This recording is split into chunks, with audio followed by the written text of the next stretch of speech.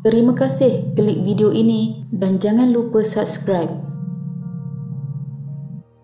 Pada sekitar bulan Mac 2022, negara kita pada mulanya telah digemparkan dengan berita kehilangan seorang kanak-kanak lelaki berbangsa Cina di kawasan perumahan Bintawa, Kuching. Pencarian kanak-kanak berusia 4 tahun itu telah dimulakan oleh pihak berkuasa yang disertai oleh pelbagai agensi dan juga orang awam yang ingin sama-sama membantu mencari anak malang itu. Beberapa hari kemudian, lebih mengejutkan orang ramai apabila mengetahui kanak-kanak malang itu sebenarnya telah dibunuh dan mayatnya telah dicampakkan ke dalam sungai. Pihak polis yang melakukan siasatan telah merungkai insiden kejam yang berlaku ke atas mangsa Eric Chang Wei Ji yang tiada sesiapa pun dapat membayangkan apa yang telah dilalui oleh kanak-kanak malang itu di saat kematiannya. Lalu, apa sebenarnya yang telah berlaku? Ini adalah kisahnya.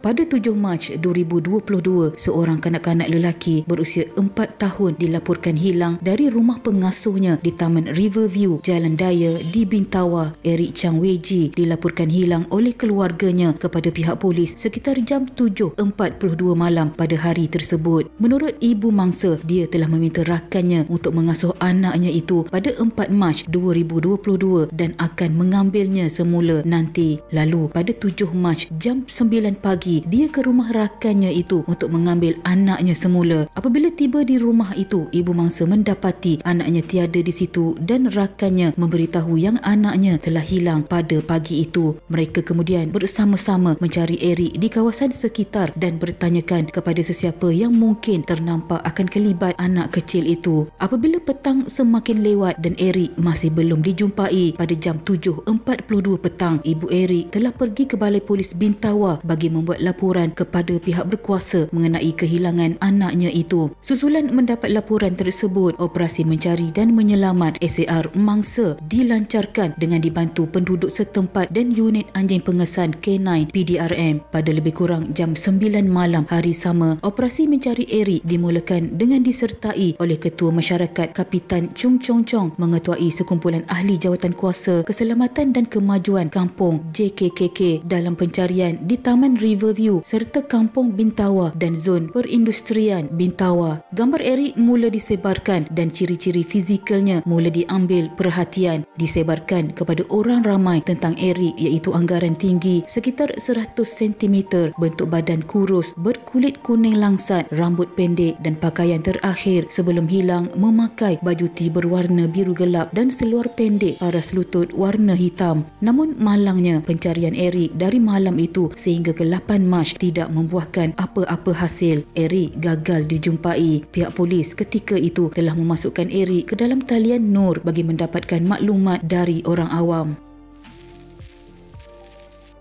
Pada 9 Mac, ibu Eric telah muncul pada sidang media yang dipanggil oleh Setiausaha Agong Pemuda Parti Rakyat Bersatu Sarawak, Milton Foo. Di dalam sidang media itu, mereka telah merayu orang ramai supaya turut membantu mencari kanak-kanak itu. Pihak polis pada hari yang sama telah bertindak menahan pengasuh Eric, Wendy Chai Suzanne, berusia 36 tahun dan suaminya, Ling Kok Liang, berusia 51 tahun untuk siasatan lanjut tentang kehilangan Eric atas aspek kecuaian dan pengabaian terhadap penjagaan kanak-kanak. Pada 10 Mac, polis telah menahan ibu bapa Eric pula untuk membantu siasatan berhubung kehilangan kanak-kanak itu. Hasil semakan rekod mendapati kesemua suspek mempunyai 17 rekod jenayah, iaitu 14 kesalahan dadah, 2 jenayah harta benda dan 1 jenayah komersial. Manakala hasil saringan air kencing juga mendapati kesemua suspek positif syabu. Operasi mencari dan menyelamat SAR mangsa masih lagi diteruskan dan pihak polis juga menubuhkan satu pasukan khas bagi memperluaskan usaha pencarian kanak-kanak terbabit. Pada 12 Mac, Mahkamah Magistrat di Kuching meluluskan perintah reman 4 hari untuk ibu bapa Eric, pengasuh Eric dan suaminya. Mereka kekal dalam tahanan polis sehingga 16 Mac untuk membantu siasatan. Usaha pihak polis menyiasat kesemua mereka membuahkan hasil apabila pada 13 Mac pihak polis telah mendapat maklumat yang diingini mereka apabila pengasuh Eric telah memberitahu polis yang dan dia tahu apa yang terjadi sebenarnya kepada Eric. Eric telah dibunuh dan mayatnya dibuang di sekitar perairan sungai Muara Tebas. Pengasuh Eric dan suaminya kemudian dibawa polis ke jeti Muara Tebas di mana mayat kanak-kanak itu dipercayai telah dibuang.